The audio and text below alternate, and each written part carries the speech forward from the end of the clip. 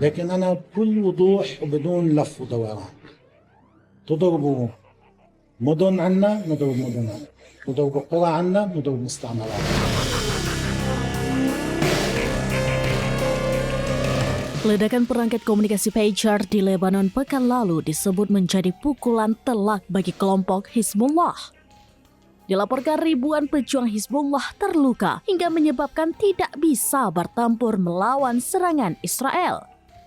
Mengutip Times of Israel via Tribun News pada Kamis 26 September 2024, sumber Lebanon mengatakan 1.500 pejuang Hizbullah tidak dapat bertugas. Hal tersebut diungkap oleh pejabat Hizbullah yang tidak disebutkan namanya pada Rabu 25 September 2024. Kebanyakan dari mereka dilaporkan menjadi buta hingga beberapa pejuang tangannya putus akibat ledakan pager yang diduga didalangi oleh Mossad Israel. Meski demikian, sumber tersebut menekankan jumlah itu hanya sebagian kecil dari kekuatan Hizbullah.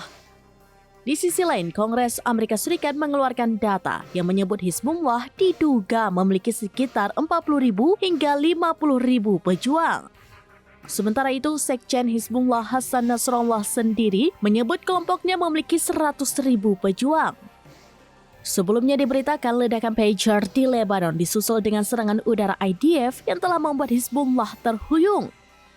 Namun 3 sumber Hizbullah menyebut rantai kemampuan Hizbullah yang diperkuatnya selama setahun terakhir membantunya menghadapi serangan Israel yang belum pernah terjadi sebelumnya.